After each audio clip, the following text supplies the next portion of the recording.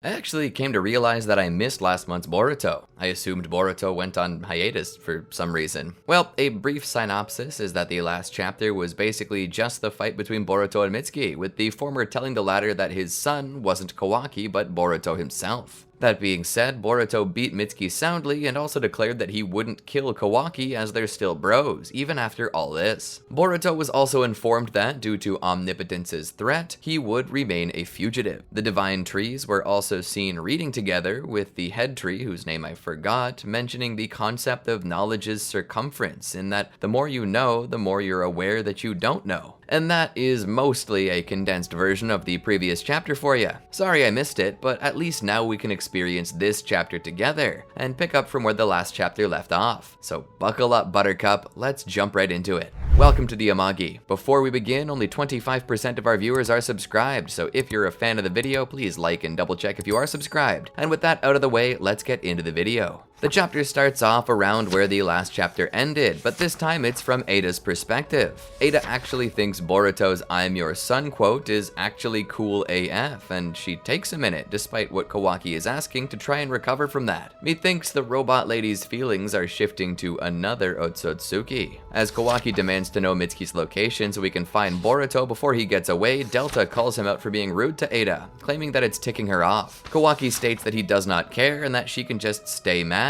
Now, I'll cut in for a moment and say that Kishimoto is obviously attempting to create a contrast here between Kawaki and Boruto, with Ada's perception being at the center. Essentially, he's showing that Boruto is a better choice for Ada, and that Ada is likely going to shift her interest from Kawaki to Boruto, which is likely how omnipotence will be undone, but I digress. After Kawaki says this, Damon just glares at him like the little badass he is. Ada states that she's found him and that he's about 20 plus kilometers south of the Great Gate. Kawaki declares that Boruto is his and demands Delta follow him. Delta obviously isn't into the idea, voicing her opinion for all to hear. She tells Ada that she's off and that she'll yell at Kawaki real good for her when she does. Ada thanks her, tells her to be careful, and asks her to watch over Kawaki. Delta gives her a thumbs up and begins to fly off. As they fly through the air together, Delta declares that the moment her master tires of Kawaki, she will dispose of him. Kawaki says that the moment his goals are completed, he'll dispose of himself. They fly off Dragon Ball Z style as the camera cuts away from the forest, where another of the Zetsu Friezas can be seen running around. We hear a conversation between Boruto and Shikamaru, with the latter asking questions about it, attempting to get confirmation that the divine trees are evolving, becoming self-aware, and turning into a divine tree. What a drag. He asks if Earth is doomed, as it's basically common knowledge now that if a Ten-Tails becomes a divine tree, all life on the planet would end. Boruto says that the end isn't quite there yet and that it can be stopped. However, if either Kawaki or Boruto are devoured, then it becomes too late. With a chakra fruit formed, the planet will die. Shikamaru then informs Boruto that Moegi was devoured by a divine tree and says that she's not the only one and that the attacks were at random. He asks why the divine trees are eating randos instead of just single-mindedly targeting Boruto and Kawaki, or even Code for that matter. Boruto says that it's likely that the Ten-Tails are using their chakra, and that he's not sure why yet, but at least the victims are still technically alive. Shikamaru asks what all Boruto actually knows. Suddenly, Kawaki's calling in on another line. Ino asks if he should connect him to Shikamaru.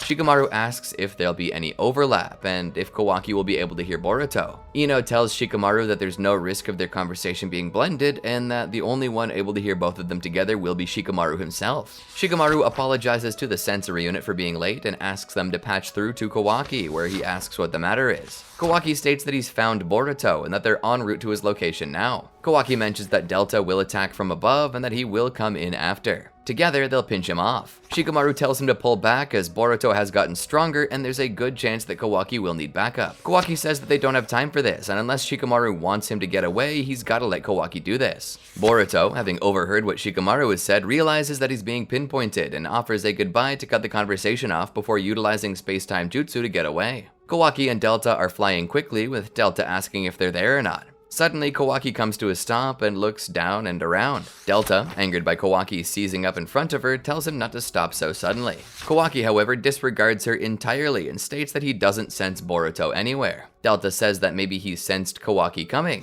Kawaki states, however, that he couldn't sense Boruto before and that the same had to be true for Boruto. Boruto disappeared before he could sense Kawaki. Delta says it's unlucky for Kawaki, but it seems like Kawaki's catching on. Back at the house, Mitsuki returns. Mitsuki notices Ada and apologizes for suddenly appearing and says that he hopes he isn't intruding. She says that she was surprised that he could do something like that to Kawaki. Mitsuki asks if Kawaki was upset at him, and Ada says she isn't certain. She was told to find Mitsuki, but it wasn't for any other reason than to catch Boruto. Mitsuki says that he supposes it was simply a waste of Kawaki's time to berate him, to which Damon asks if it made him sad to say that. Kawaki says that it doesn't. Not in and of itself, of course, because he's felt this way for a long time. Mitsuki then looks to Ada and tells her that until he had met her, he'd never known what love was. Ada tells him that if he's trying to make a move on her, then he's wasting his time. Mitsuki says that isn't what he means. He knows that his emotions for her are a false positive based on her ability to charm anyone. Despite this, he thanks her for it anyway, saying that the emotion is splendid, and if he hadn't known her, he could have gone his whole life without knowing the emotion. He further goes on to say that the emotion isn't the only thing he doesn't understand. Mitsuki says that he's an artificial person, and because of that, he doesn't even know what he really is, let alone what an emotion's meaning is.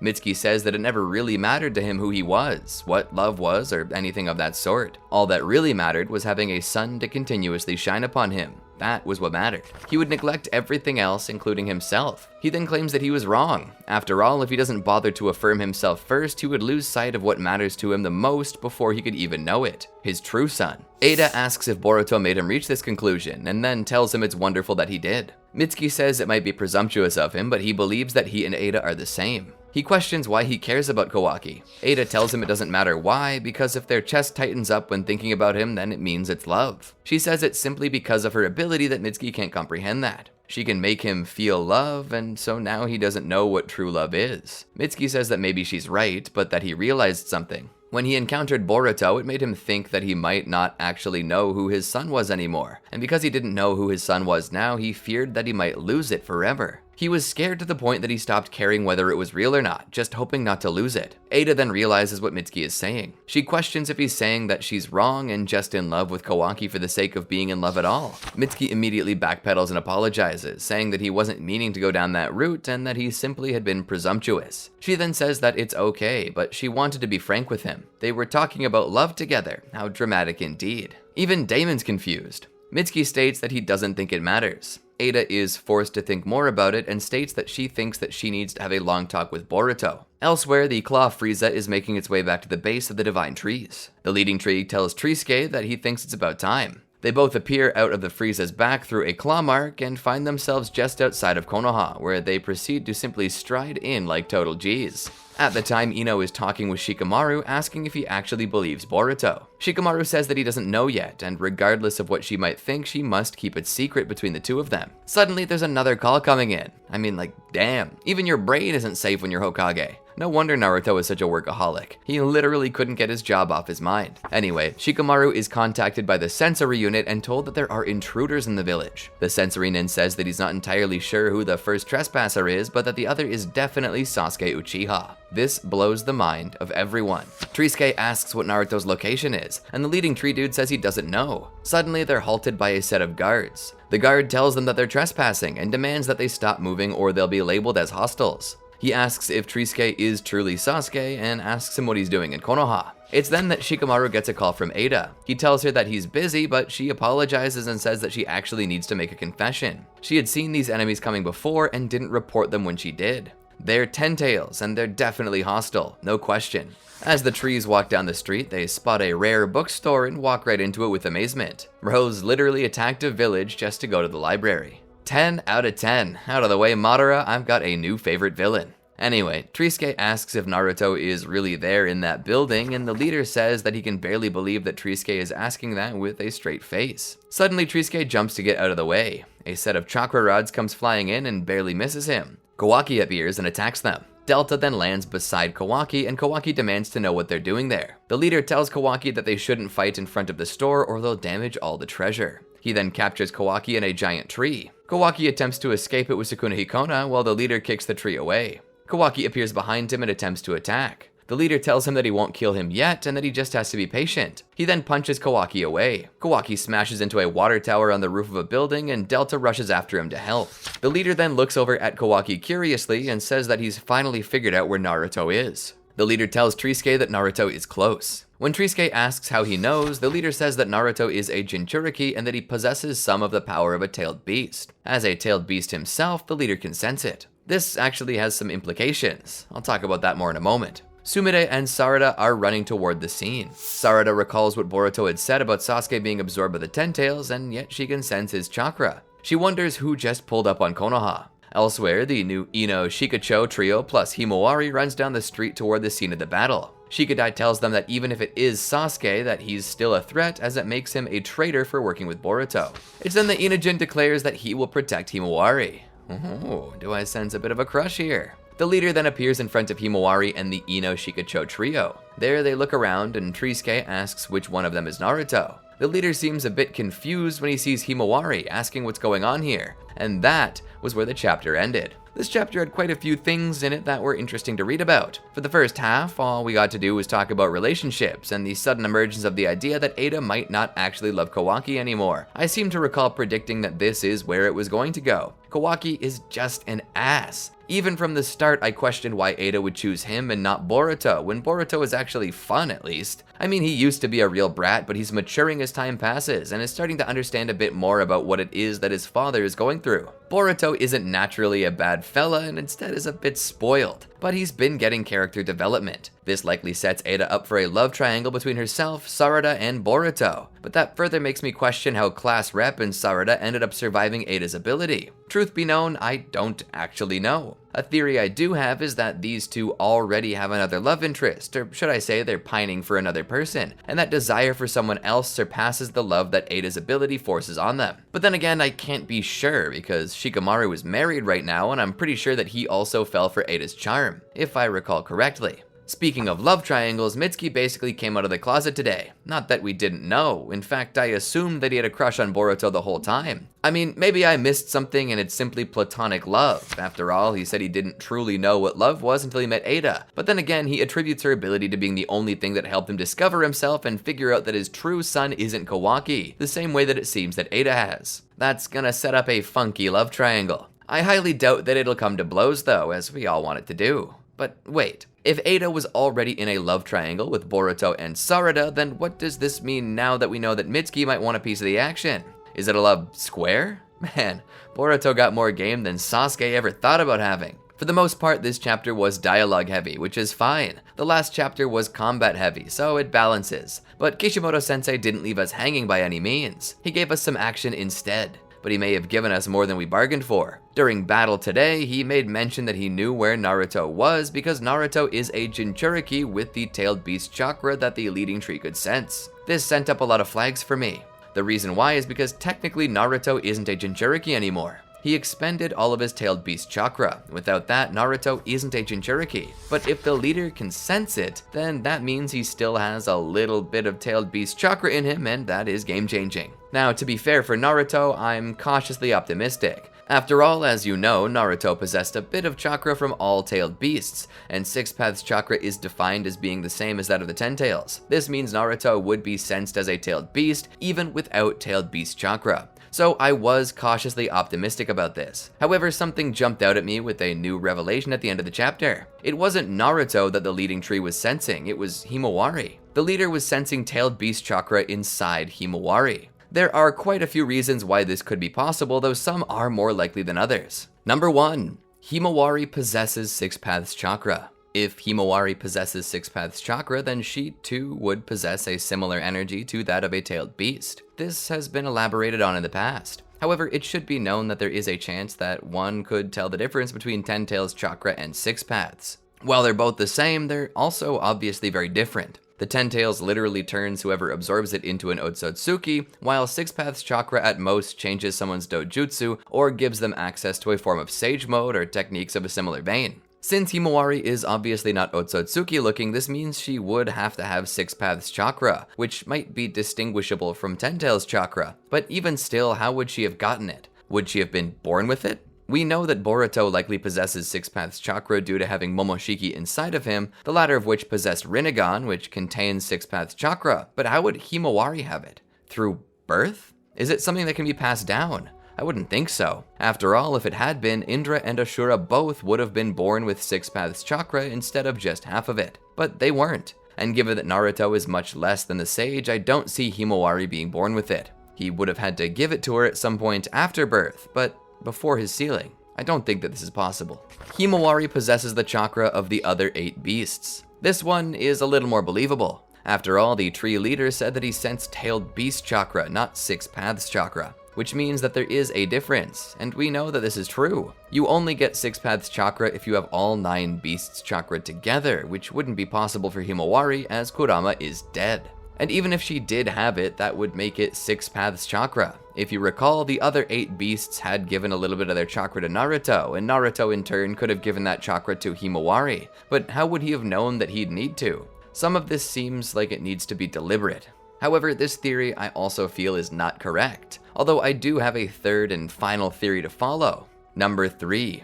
Himawari is the next Jinchuriki of Kurama. Now, this may seem outlandish, but it's right up the alley for what they're going for. Now, pardon me, but this theory is based on logic and semantics. While you can't always trust semantics, as this is merely an English translation of a Japanese manga, and since your boy does not speak or read Japanese, I can't be certain what the panel says, the English translation of the page states, and I quote, "He's Naruto, a Jinchuriki who bears a Biju. As an incarnation of a Biju, I can sense the Biju chakra dwelling inside of him." Note that it said, a Biju. This is a singular form, not plural.